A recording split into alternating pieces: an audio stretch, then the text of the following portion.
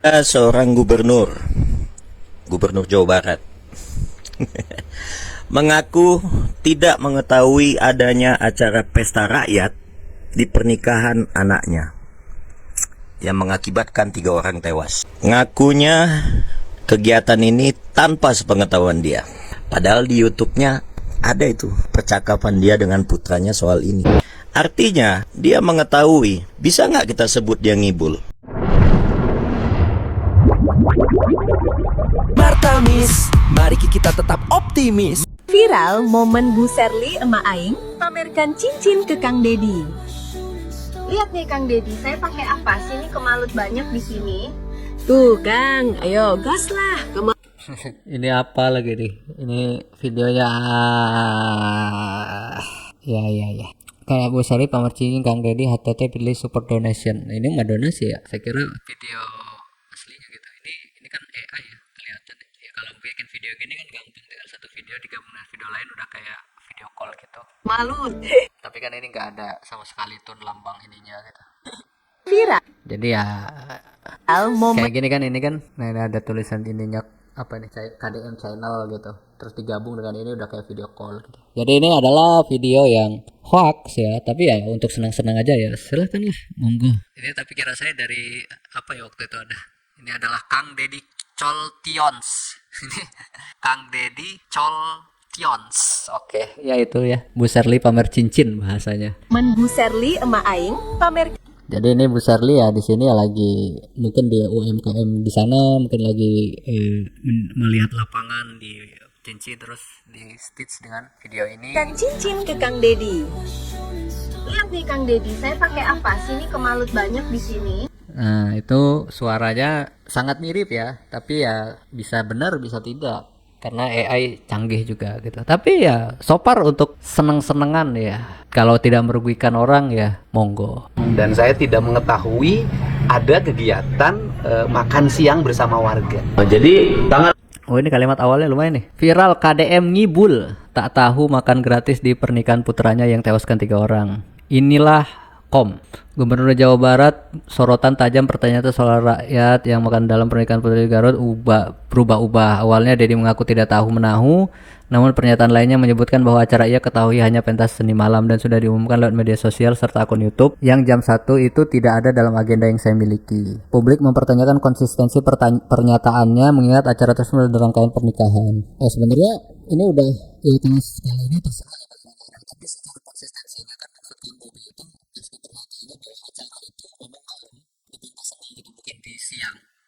Dan saya tidak mengetahui ada kegiatan makan siang bersama warga. Jadi tanggal 18 warga boleh datang. Ke lapangan. Makan sepuasnya, nonton sepuasnya, tertawa sepuasnya. Ada.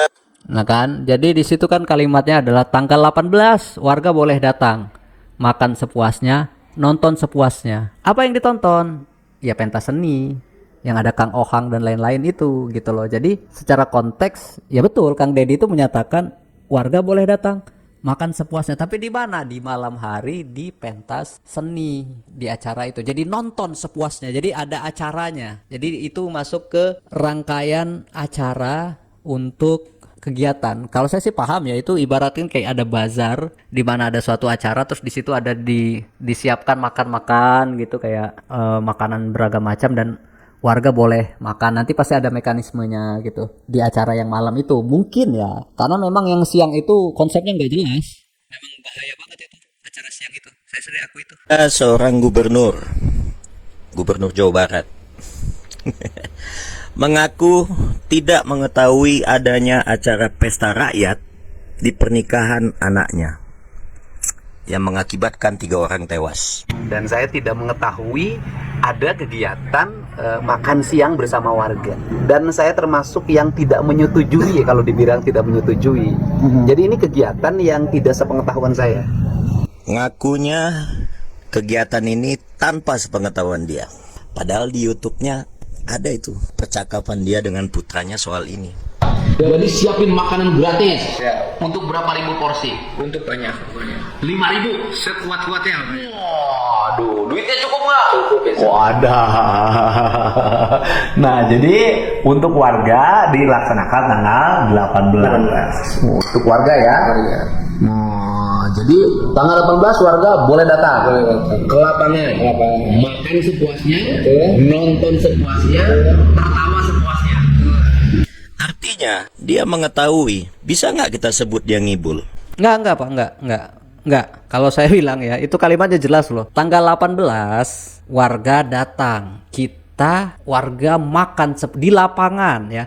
Di lapangan warga makan, nonton sepuasnya. Di situ kalimatnya itu jelas. Acaranya di mana? Di lapangan. Terus apa? Nonton. Nah, nonton apa? Nonton seni, yang mana itu malam. Kang Deddy itu konsisten kalau menurut saya bahwa kalimatnya beliau itu tahu rangkaian acaranya, tapi ada satu rangkaian acara yang luput, yaitu makan siang gratis. Itu adalah rangkaian yang Kang Deddy tidak ketahui, karena Kang Deddy kira di dalam acara itu makan gratis dan makan sepuasnya itu adalah bersama dengan pameran atau dengan pagelaran seni ya, dengan pagelaran seni. Jadi kayak ada keseni kan, ada biasa kan Kang Deddy tukang ohang, biasa kadang bahkan ada sule, mereka ada kayak semacam ludruk teater gitu. Terus mungkin nanti di sepinggir-pinggiran jalannya gitu kan adalah spot-spot untuk makan. Saya sih kayak pikiran saya sih konsepnya itu ada gitu di lapangan luas, bisa sampai 5.000 10.000 orang mungkin, terus dibikin kayak semacam stand makan yang banyak mengelilingi lapangan itu, yang mana orang boleh datang ke situ sambil menikmati seni gitu. Saya sih paham ya, mungkin konsepnya juga ada itu kalau untuk yang acara malam itu ya. Pokoknya Garut penuh harap. Di tengah kabar bahagia pernikahan putra Gubernur Jawa Barat, Kang Deddy Mulyadi, warga tumpah ruah ke alun-alun. Bukan untuk berdansa, bukan untuk bersalaman, tapi untuk makan gratis, yang katanya dibagikan sebagai bentuk syukur pesta rakyat. Dari pagi hingga siang, ribuan orang terus berdatangan. Gerbang timur dan barat tak pernah sepi. Orang tua, anak-anak, remaja, ibu hamil, bahkan lansia, semua menunggu. Lalu pintu dibuka, hanya sekejap, lalu semuanya pecah. Suara sorak berubah jadi jerit, langkah kaki berubah jadi desakan. Kerumunan menyerbu masuk tanpa arah. Dan di sanalah awal dari segalanya. Seorang anak perempuan, Fania, baru berusia 8 tahun, terlepas dari tangan ibunya. Tubuh kecilnya jatuh di antara kaki-kaki panik yang berlari tanpa tahu. Ia tak pernah bisa berdiri lagi. Di sisi lain, seorang nenek bernama Dewi Jubaedah berusaha menjaga keseimbangan. Usianya 61 tahun, tapi tubuhnya tak mampu melawan dorongan massa. Ia ikut jatuh dan ikut diam untuk selamanya.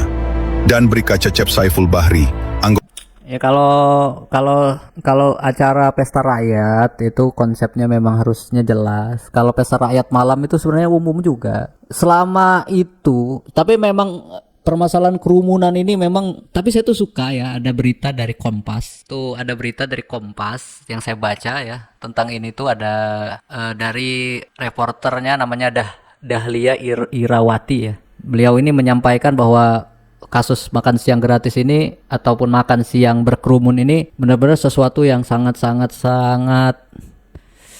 menyedihkan. Dan ya pokoknya saya mau bacalah itu pandangan beliau, bukan beliaunya ya, ada siapa ya pandangannya ya, pandangan dari Wida Ayu Puspitosari ya, dosen antropologi sosial Universitas Brawijaya. Ini beliau menyoroti kasus ini dari itu bahwa masyarakat kita itu sistem naluri bertahan hidupnya itu tumpul gitu. Tapi kalau saya mau menyampaikan ini rasanya ya baca aja itu di Kompas ya. Judul beritanya nanti saya lampirkan di beritanya itu ada judulnya, nanti saya tampilkan di sini gitu. Itu bagus sekali artikelnya, sudut pandangnya dari artikel berita itu gitu. Ya terlepas daripada itu ya, kalau misalnya memang mau dipolisikan ya dipolisikan, mau diusut tuntas seperti apa iya monggo.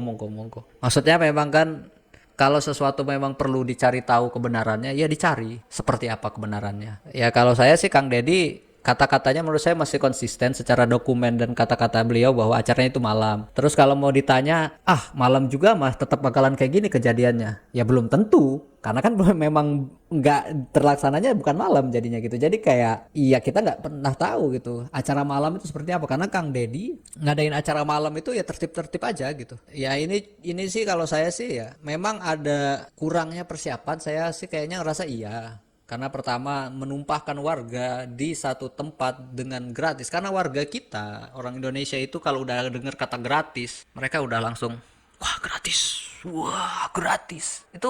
Ini bukannya ngomong ini, karena secara kasus, secara data ya termasuk yang saya baca dari artikel Kompas itu menyatakan bahwa udah ada bukan banyak sih, ada beberapa ya, termasuk kasus 98 kerusuhan itu, termasuk kasus bagi-bagi daging korban di Masjid Istiqlal yang juga sama ricuh, termasuk ada di Jawa Timur juga acara apa gitu yang sama juga gitu mengakibatkan kasus. Jadi apa ya? Karena entah intinya secara struktur kita itu ketika dengar gratis itu kita udah kayak mempertaruhkan nyawa gitu loh, tanpa berpikir bahwa kemungkinan kita itu bakalan nggak selamat gitu loh dari situ gitu loh. Jadi kayak tapi ya kalau saya sih ya, kalau misalnya memang mau dibawa ke ranah hukum ya dibawa, siapa yang mau ngebawa ya terserah.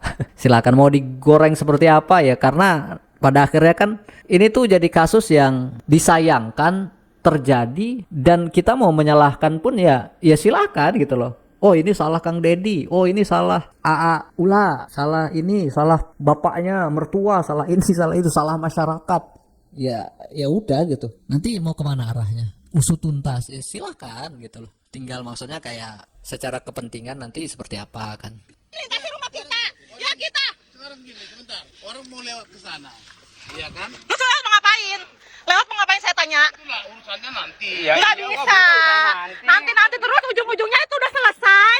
Hak kita belum diselesaikan. Nasi punya ibu.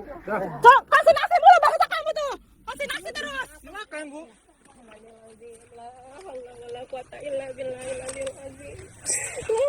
Bapak jangan ngomong gitu sendiri dong Pak. Bapak pikirkan rakyat. Ini kasus apa ini? Di sini tulisannya ada Kang Deddy KDM, Riwut, Ade Kuswara Kunang Kehajatan KDM, Ade Kuswara Kunang Kehajatan KDM. Ini apa?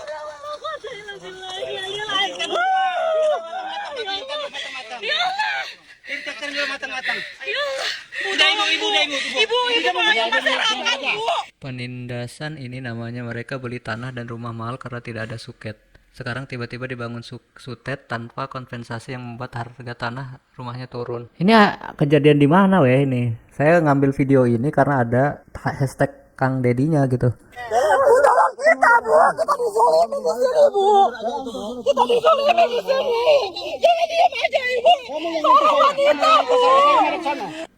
Oke lah ini, tapi saya nggak mau ini ya, karena nggak tahu ini di Jawa Barat bukan, dan ini Riwet. Intinya ini ada, kalau di komentarnya ya menyatakan bahwa ada tanah yang dibeli tiba-tiba ada sutet yang dibangun tanpa kompensasi gitu, sehingga harga tanahnya jadi turun. Tapi konteksnya saya nggak terlalu paham jadi saya skip. Kok Wakil Gubernur Jawa Barat gak pernah kelihatan?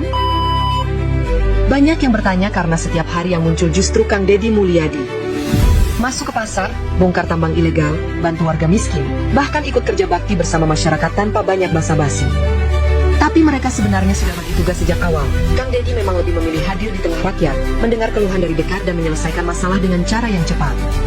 Sementara Kang Erwan Setiawan lebih fokus di dalam sistem, mengurus birokrasi, menyusun program, dan memastikan jalannya pemerintahan tetap rapi dan terarah.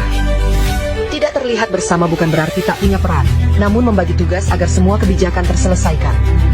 Mereka berdua adalah kita yang mempunyai tujuan yang sama, yaitu memastikan rakyat Jawa Barat benar-benar merasakan perubahan. Oh ini, ya ini juga udah jadi bahasannya waktu itu. Ya, jadi Kang Deddy yang keluar, wakilnya ngurusin administrasi, birokrasi dan sistem. Ya memang sempat juga bahkan ada permasalahan dengan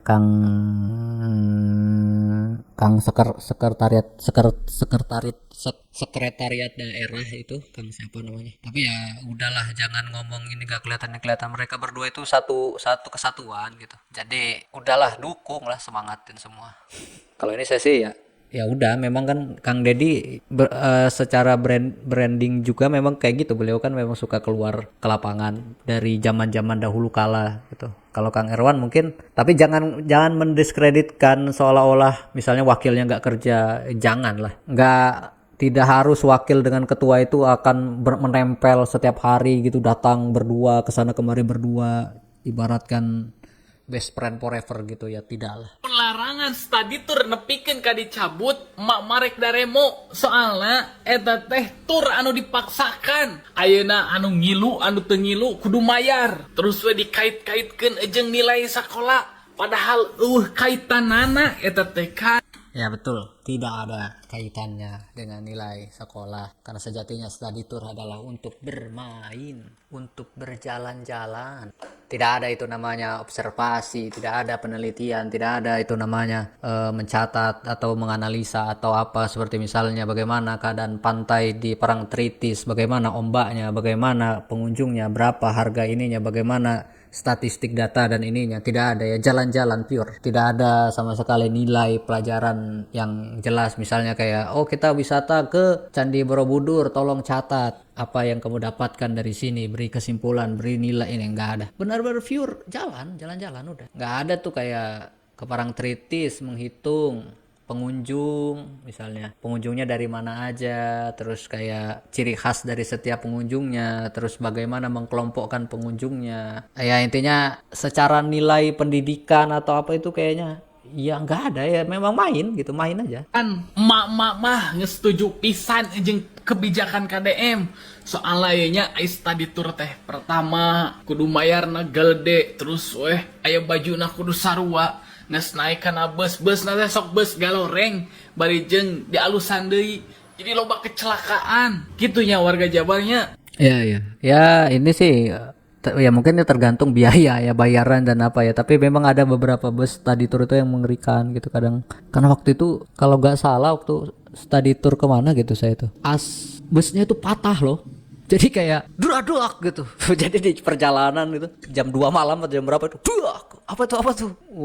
Turun kenapa tuh? Ini asnya patah. Laju nunggu tuh sampai berapa? 5-7 jam apa gitu. Nungguin si busnya itu kembali gitu. Jadi kayak iya benar sih, jadi kayak ya ada mau kejadian seperti itu ada gitu, dan itu mengkhawatirkan juga kan. Maksudnya kayak udah gitu kayak kalau libur atau apa bantu orang tua apa-apa gitu, kayaknya bersama orang tua. Kalau jalan-jalan sama orang tua kan mungkin kayak kan ada tuh orang yang mampu gitu, mereka biasanya libur ya udah jalan-jalan ke Singapura, ke Thailand, kemana atau ke Bali gitu. Yang orang yang ke bawah ya udah bantuin ke sawah misalnya, bantuin ke kebun misalnya. Maksudnya secara rutinitas kehidupan itu ya berjalan gitu loh, nggak harus dijadiin semuanya harus sama kayak gitu tanpa mikirin akibat setelah itu apa gitu loh. Ada yang berhutang, ada yang begini, kan bahaya gitu ya Kang. Betul Kang, saya setuju juga Kang, masih setuju saya dengan Kang Dedi soal wisata ini. Ya kita mau ngomong kejam atau apa bukan ya, kita harus sama-sama saling melihat dan saling inilah. Ya mudah-mudahan rezeki pariwisata itu bisa datang dari yang lain, dari bisnismen kaya yang ada di luar negeri datang ke Indonesia, akhirnya nginep di hotel-hotel yang ada di kota-kota, di kabupaten-kabupaten yang ada di seluruh wilayah itu gitu. Ada juga kan, ada jamaah pengajian, kadang-kadang ada juga jamaah pengajian tuh juga tuh rame tuh kadang wisata itu. Biasanya wisata religi sih, kayak ke Wali Songo atau apa itu juga ada tuh. Dari Majelis Ta'lim Nurul Iman ke Wali Songo misalnya ada tuh. Ya itu juga satu dari sekian pangsa pasar yang bisa diambil gitu loh. Karena anak sekolah itu mereka nggak menghasilkan gitu.